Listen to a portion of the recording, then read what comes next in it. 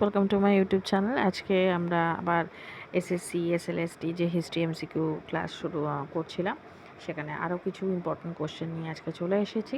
তো video start করার আগে বলি, যারা চ্যানেলে ফার্স্ট টাইম ভিজিট করছো তারা কিন্তু অবশ্যই চ্যানেলকে সাবস্ক্রাইব করো, আর সাবস্ক্রাইব বাটনের পাশে থাকা যে বেল আইকন রয়েছে সেখানে অলে ক্লিক করো, তাহলে যখনই আমি কোনো নতুন ভিডিও তোমাদের জন্য আপলোড করব তার নোটিফিকেশান তোমাদের কাছে পৌঁছে যাবে।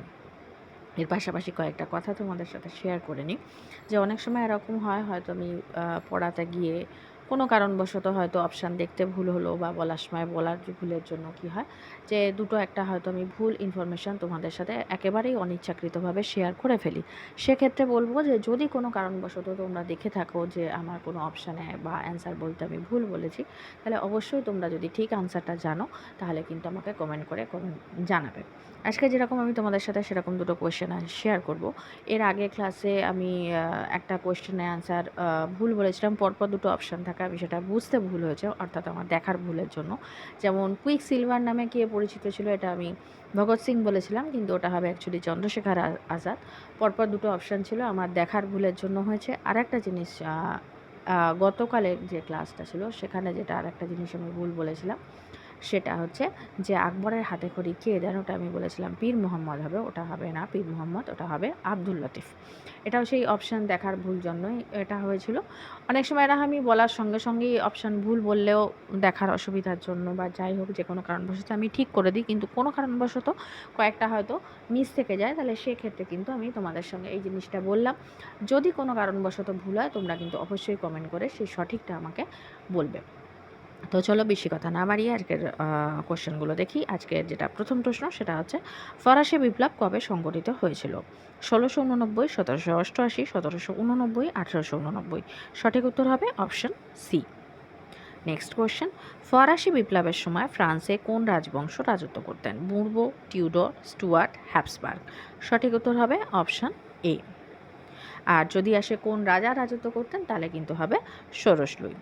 নেক্সট কোশ্চেন, ১৭৮৯ খ্রিস্টাব্দে স্টেট জেনারেল সভার মোট নির্বাচিত প্রতিনিধির সংখ্যা ছিল কতজন?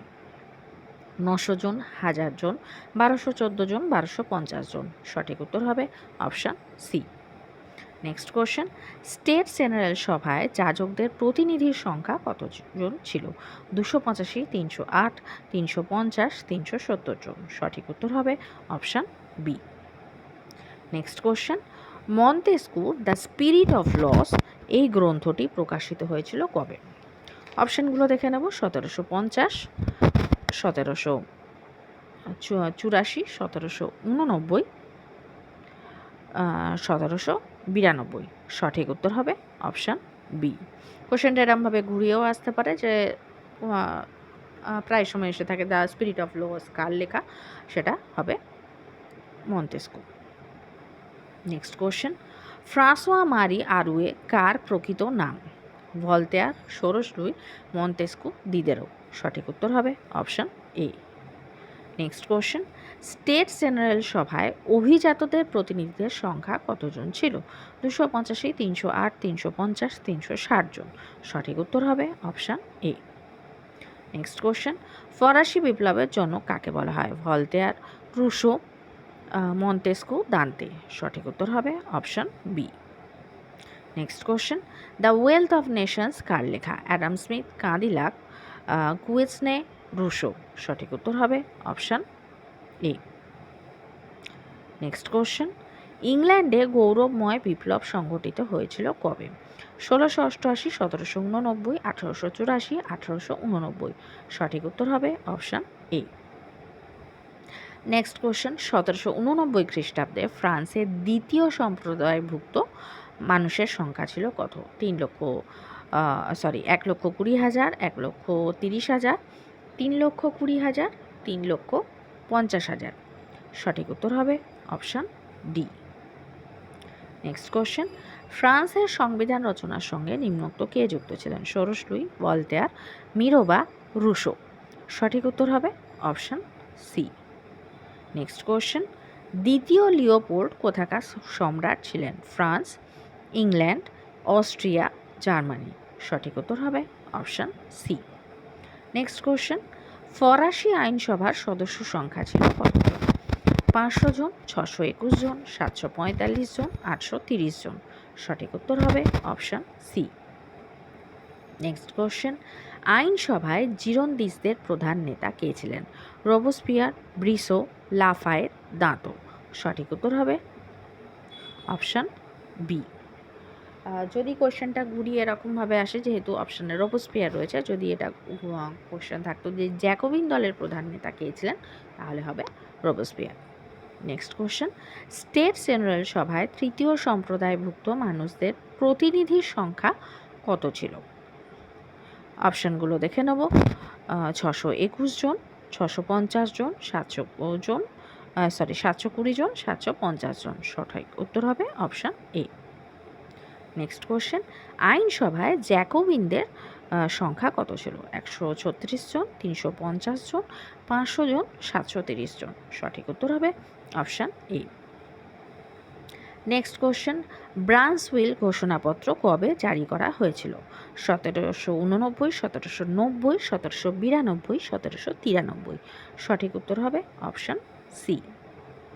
নেক্সট কোয়েশ্চেন, বিপ্লব পূর্ববর্তী ফ্রান্সের আর্থিক সংকট দূর করার জন্য রাজা ষোড়শ লুই কর্তৃক নিযুক্ত অর্থমন্ত্রী কে ছিলেন? ক্যালো, ব্রিয়াঁ, তুর্গো, নেকার। সঠিক উত্তর হবে অপশান সি। নেক্সট কোয়েশ্চেন, 1789 খ্রিস্টাব্দের পূর্বে স্টেট জেনারেলের যে অধিবেশন হয়েছিল সেটা কত বছর আগে হয়েছিল? 50 বছর আগে, 60 বছর আগে, 175 বছর আগে, 200 বছর আগে। সঠিক উত্তর হবে অপশান বি। নেক্সট কোয়েশ্চেন, আমি পণ্ডিত মানুষ চাই না, আমি চাই বিশ্বস্ত প্রজা। এটা কার উক্তি? Napoleon, Metternich, Hitler, Mussolini. সঠিক উত্তর হবে option B. Next question, Carlsbad decree কবে জারি হয়েছিল? June 1819, July 1819, September 1819, October 1819। সঠিক উত্তর হবে অপশান সি। এই যে কার্লসবার্গ ডিগ্রি বা মেটারনিক সম্পর্কে যে কোশ্চেনগুলো পড়ছি, এগুলো সম্পর্কে তো এমসিকিউ তো যেরকম করি, এর পাশাপাশি যদি মনে হয় এগুলো ডেসক্রিপটিভ পড়তে হবে, তাহলে কিন্তু ইউরোপিয়ান যে হিস্ট্রি রয়েছে, মডার্ন হিস্ট্রি, তার উপরে কিন্তু অলরেডি প্লে লিস্টে এই মেটারনিক সিস্টেম, ভিয়েনা কংগ্রেস, আরও যে টপিকগুলো আছে সেগুলো কিন্তু অলরেডি ক্লাস চলছে। তোমরা চাইলে সন্ধ্যে 7টা থেকে যে ক্লাসগুলো হয় সেখানেও তোমরা জয়েন করে যেতে পারো। নেক্সট কোয়েশ্চেন দেখে নেব, প্রগতিশত্রু ও ইউরোপীয় রক্ষণশীলতার মন্ত্রী কাকে বলা হয়? নেপোলিয়ানকে, মেটারনিককে, হিটলারকে, মুসোলিনিকে। সঠিক উত্তর হবে অপশান বি। নেক্সট কোয়েশ্চেন, ক্ষয়িষ্ণু অস্ট্রিয়ার সাম্রাজ্যের প্রতিনিধি কাকে বলা হয়? প্রথম ফ্রান্সিস, কোরজেবু, মেটারনিক, ট্যালিডা। সঠিক উত্তর হবে অপশান ডি। আজকে যেটা লাস্ট প্রশ্ন সেটা হচ্ছে, ইউরোপের মানুষ শান্তি চায়, স্বাধীনতা নয়, এটি কার উক্তি? Metternich, Napoleon, Mussolini, Hitler. সঠিক উত্তর হবে অপশান এ। তো আজকের ভিডিও এই পর্যন্ত। যদি ভিডিও ভালো লেগে থাকে তাহলে অবশ্যই ভিডিওকে একটা লাইক করো। যারা চ্যানেল নতুন, চ্যানেলকে সাবস্ক্রাইব করো। আর সাবস্ক্রাইব বাটনের পাশে থাকে যে বেল আইকন রয়েছে, সেখানে অলে ক্লিক করো। তাহলে যখনই আমি কোনো নতুন ভিডিও তোমাদের জন্য আপলোড করব, তার নোটিফিকেশান তোমাদের কাছে পৌঁছে যাবে।